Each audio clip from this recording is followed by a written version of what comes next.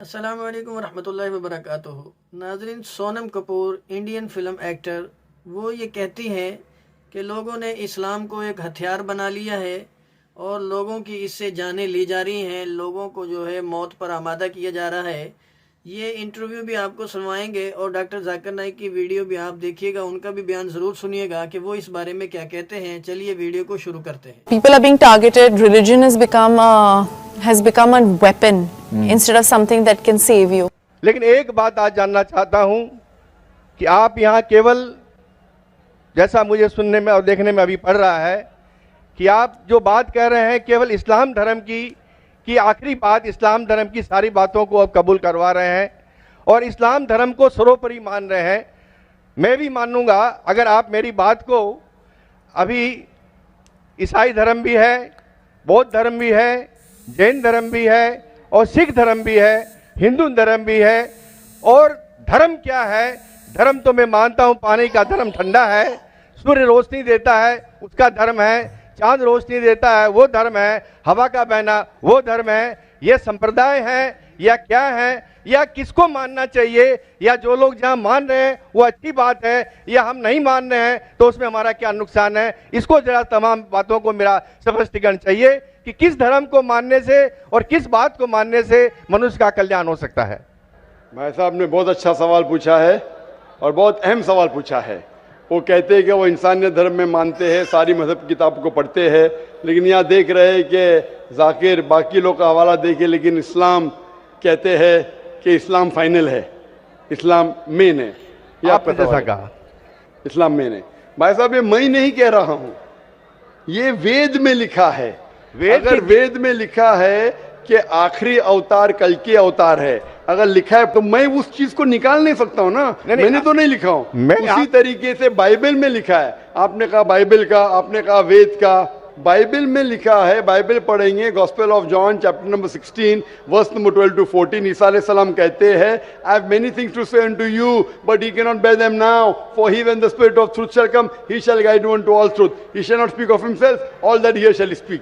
ये दे रहे हैं कि एक आखिरी पैगंबर मोहम्मद सल्लल्लाहु अलैहि वसल्लम आने वाले। ये मैंने तो बाइबल नहीं लिखी ना, मैंने तहकीक की। अगर मैं तहकीक करता आप आके बोलो डॉक्टर जाकिर नाइक आप जो कह रहे बाइबल में नहीं है, लेकिन आपने कभी नहीं सुना, आप अजीब बात सुन रहे तो आपको अजीब लग रहा है और बहुत लोग को अजीब लग रहा है। कुछ लोग कबूल करे, कुछ लोग कबूल करने से डरते।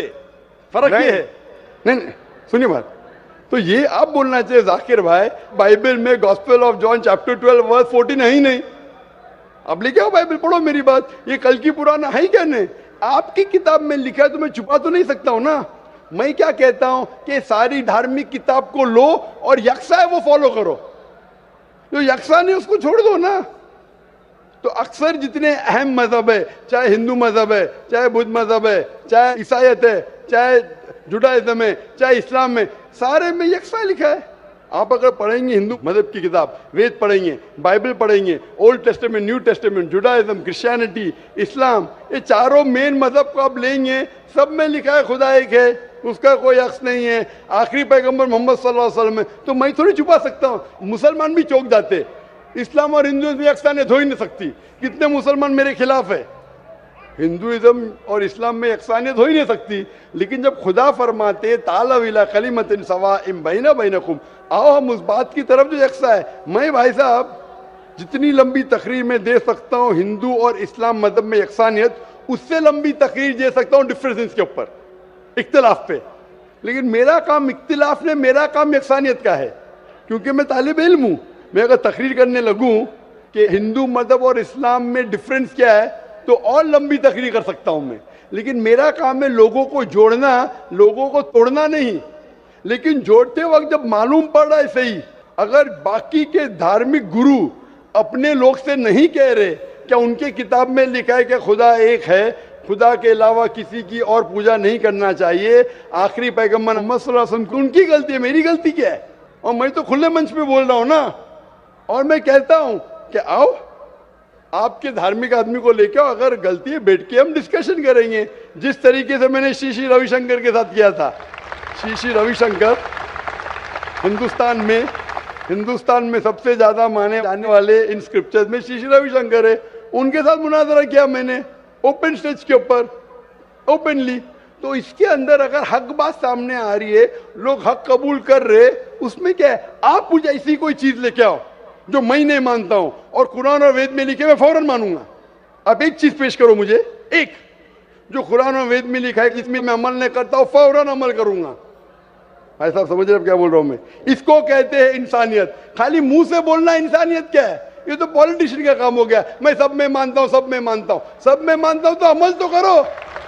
जो आदमी अमल नहीं करता, सिर्फ मुंह से बोलता है, वो तो माफ करना मेरे हिसाब से ये ढोंगी है। वो जितने लोग आते प्लेटफॉर्म पे बोलते सर्वधर्म एक है, वो ढोंगी है। उन्होंने अपनी किताब ही नहीं पढ़ी है। ऐसे ढोंगी लोग से क्या बात करना? मैं हक की बात कर रहा हूं। आप एक चीज मुझे दिखाओ जो कुरान और वेद में लिखी है, मैं फौरन मानूंगा। चैलेंज करता हूं मैं, एक चीज लिखो जो आपके शास्त्र में लिखी और कुरान में लिखी है, फौरन मानूंगा मैं। इसको बोलते जिगर।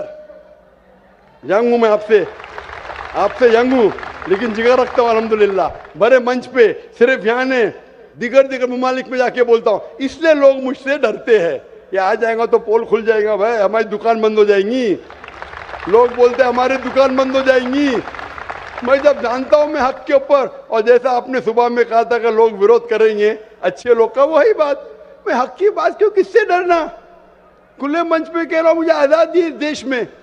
अगर किसी को आने का मुकाबला करने का, तो डायलॉग भी करने को मैं तैयार हूं। ऐसा आदमी जिसके पास इल्म है, चाहे हिंदू मजहब का हो चाहे क्रिश्चियनिटी मजहब का हो, कोई भी शख्स जो 10,000 पब्लिक, कोई भी हिंदू कोई भी क्रिश्चियन दुनिया में जो अपने खुद की तकरीब पे 10,000 लोग को गैदर कर सकता है। यहाँ माशाल्लाह कितने लोग हैं? यहाँ तकरीबन 5-10 लाख लोग हैं, बराबर। सिर्फ 10,000 अपनी तकरीब पे अगर वो जमा कर सकता है और मुझसे मुनाजरा करना चाहता है, मैं तैयार हूँ। कोई आलतू फालतू रस्ते वाले से नहीं, 10,000 लोग को अपनी तकरीब पे जमा कर सकता है वो, और मुझसे मुनाजरा करना चाहता है, मैं तैयार हूँ। क्योंकि मैं हक की बात करता हूँ। खाली बोलना सर्वधर्म क्या है? मैं सच्ची में लोग को एक करने चाहता हूँ, जो कुरान में लिखा है, जो वेद में लिखा है, जो बाइबल में लिखा है। कि जो वर्दी पहनते हैं वही क्या देशभक्त होते हैं? मेरा कहना आप समझ रहे हैं। और मैं आपसे, आपके हाथ से मैं कुरान को पाना चाहता हूँ, क्योंकि मुझे बहुत कुछ जानना है। मुझे कभी कभी लगता है कि ना भगवान है ना खुदा है। अगर नहीं भी माने फिर भी वो हमें सब कुछ देगा। क्यों हम लोग वेट करते हैं हिंदू मुसलमान बनने के लिए? ऐसा लगता है हमें। तो हमको बहुत जानकारी अभी बाकी है, हम जानना चाहते हैं। हमको लगता है कि ऐसा कुछ नहीं है, क्योंकि अगर स्वर्ग और नर्क है तो कौन देखा है, कौन जाके आया है, और कहाँ पर है वो? अगर कोई गया है या किसने बोला है, मेरा माथा काम नहीं करता है। कहाँ है, किधर है? भाई साहब का 3 सवाल है। पहला सवाल है, भाई साहब ने कहा है कि वर्दी पहनने से क्या वो देशभक्त बन जाता है, ये आपका सवाल था। मैं वर्दी पहनने से देशभक्त नहीं बनता है। बहुत से लोग वर्दी पहन के अपने देश से गद्दारी भी करते हैं। तो वर्दी पहनने वाला देशभक्त जरूरी नहीं है। जो अपने देश की रक्षा करता है और देश के लिए काम करता है, वो सही इंसान है। वर्दी जरूरी नहीं, वर्दी है या नहीं है वो कुछ अहम क्राइटेरिया नहीं। दूसरा सवाल आप चाहते कुरान मजीद मुझसे ले पा सकते हैं। तीसरा कि मैं कभी सोचता हूं कि खुदा है क्या नहीं है, क्यों लोग आपस में झगड़ते, स्वर्ग है क्या नहीं है, किसने देखा स्वर्ग है क्या नहीं है, तो क्या करना क्या जानना। भाई साहब आपने कभी किसी को 10 मारने से खुद ही मारते देखा? भाई साहब नहीं देखा, तो 10 मारने से खुद ही मारेंगे? मारो खुद ही ना। क्यों नहीं मारेंगे? क्यों नहीं मारेंगे? क्योंकि मर जाएंगे। मर जाएंगे। नहीं देखा फिर भी यकीन है। आपने किसी को मरते हुए देखा 10 मारने से खुद ही मारते हुए? नहीं सर। सुना सिर्फ ना? सुना है। सुना, यकीन क्या है ना अपनी बुद्धि पे। तो यही चीज, सब चीज देखना जरूरी नहीं। मैं स्वर्ग को देखूंगा तो ही मानूंगा। क्या आपको अमेरिका जाना जरूरी है मानने के लिए अमेरिका है क्या? नहीं। आज टेक्नोलॉजी बढ़ चुकी है भाई साहब। आप 10 मारे से खुद ही मार के एक आदमी को मरते देखेंगे, फिर ही बोलेंगे अच्छा 10 मारे से खुद ही मारेगा तो इंसान मर जाएगा। ये जरूरी नहीं देखना। अपने बुद्धि से आपको इम्तिहान लेने पड़ेगा, क्या बात सच है क्या बात गलत है। तो आप जब पढ़ते हैं, जो शास्त्र पढ़ते हैं जो आपकी बुद्धि को नहीं संतुष्ट करता है, आप उसमें नहीं मानते। तो ऐसे शास्त्र पढ़ो जो आपकी बुद्धि को मनवाएगा। और मिसाल के तौर के ऊपर कुरान मजीद, आज अगर आप साइंस और टेक्नोलॉजी के हवाले से कुरान मजीद चेक करते, कुरान मजीद में एक भी आयत नहीं जो साइंस के खिलाफ है। आज आप 80% चीज मिसाल के तौर पे साइंस के जरिए कुरान मजीद की साबित कर सकते हैं। 20% एम्बिग्युअस है, नीदर सच नीदर गलत। मिसाल के तौर पे साइंस ने आज ये साबित नहीं की क्या स्वर्ग है या नरक है, बराबर। साइंस ने ये भी नहीं साबित की कि दूसरी जिंदगी है, पुनर्जन्म, लाइफ आफ्टर डेथ। लेकिन अगर 80% 100% सही है, 20% डाउटफुल है, नीदर राइट नीदर रॉन्ग, मेरी लॉजिक कहती है कि इंशाअल्लाह ये 20% भी सही रहेंगी। ये अंधविश्वास नहीं है, ये लॉजिकल विश्वास है। तो कुरान में बाकी साइंटिफिक फैक्ट के अलावा ये भी लिखा है कि स्वर्ग है नरक है। तो ऐसी किताब पढ़ो जिससे आपका मन संतुष्ट हो। आप कुरान मजीद पढ़ो, इंशाअल्लाह आपको यकीन आएगा स्वर्ग और नरक में। आप आके कुरान मजीद ले सकते हो भाई साहब। सर, स्वामी विवेकानंद बोलते हैं कि स्वर्ग और नर्क अपना दिल में है। तो ये कैसे बोल दिया? ये बहुत बड़ा पंडित है। स्वामी विवेकानंद ना कि खुदा है क्या? आप वेद की बात मानेंगे, स्वामी विवेकानंद की बात मानेंगे? सर, हम लोग यंग तो बहुत उसको फॉलो करते हैं। हाँ, अगर कोई आदमी ने गलत किया, इंसान गलती कर सकता है क्या नहीं? इंसान गलती कर सकता है क्या नहीं? कर सकता है सर। कर सकता है। तो कोई इंसान कुछ चीज कहता है, आपको देखने पड़ेगा वो सही है क्या गलत है। मैं भी इंसान हूं, मैं भी गलती कर सकता हूं। गलती क्या तो बोलूंगा सॉरी भाई, इंसान हूं, गलती कर सकता हूं। कर सकते क्या नहीं? तो अगर स्वामी विवेकानंद ना वेद के खिलाफ बात करे तो उसकी बात मत मानो।